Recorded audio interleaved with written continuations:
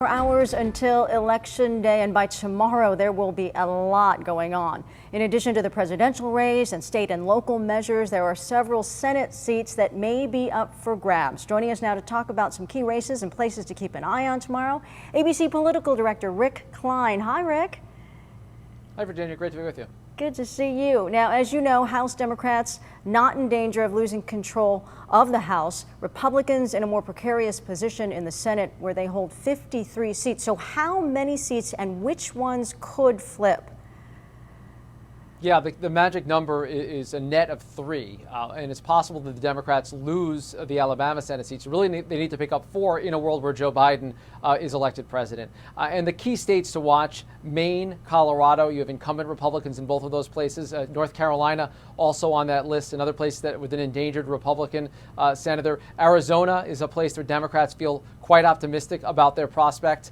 There are 2 seats at stake in Georgia. You also have an endangered incumbent in Iowa, a big race in Montana. So what the interesting thing has been over the close of this campaign is you've seen the map really open up. More opportunities for Democrats begin to come online. And if Joe Biden is elected president, they have a better chance than not of also taking the Senate tomorrow.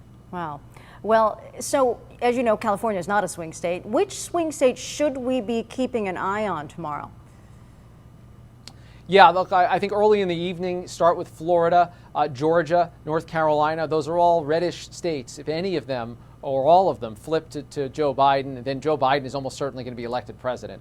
Beyond that, it's going to come down to the upper Midwest, Wisconsin, Michigan, Pennsylvania. That's how Donald Trump became President Trump. He crashed that blue wall. Joe Biden wants to put it back. If he just flips those 3 states, he becomes president. And then I would keep an eye on Arizona. I mentioned it in the context of the Senate. It has fast become a presidential battleground. Democrats feel very optimistic about that, and it gives just a different kind of path to the presidency for Joe Biden. It's in addition to some other states like Ohio and Iowa that have also come online. The bottom line is Biden just has more opportunities, more paths than Donald Trump does at this moment.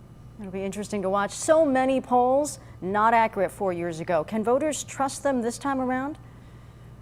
I wouldn't put trust on polls by themselves. I think they give you a sense of where things are headed. There is a lot more polling at the state level, including our polling at ABC News, that's invested heavily in this. There's been some changes to the methodology, but if you're skeptical of the polls, you have a right to be. The answer is to go vote. And if you don't like what the polls show, to organize and to prove them wrong. I don't think anyone should look at the polls and say that's the final answer. It indicates where things are headed.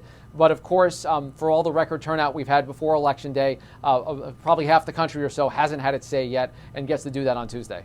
Yeah, and you talked about the early voting, mail-in ballots going in. How do you think that will affect the race this year?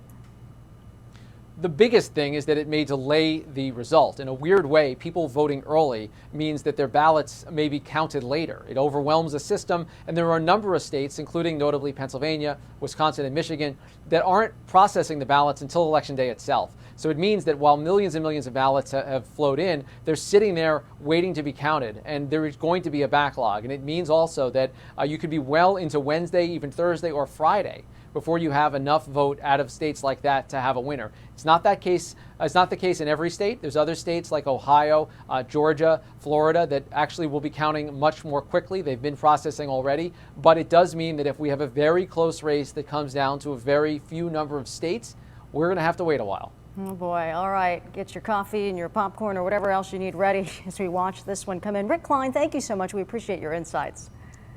Thank you.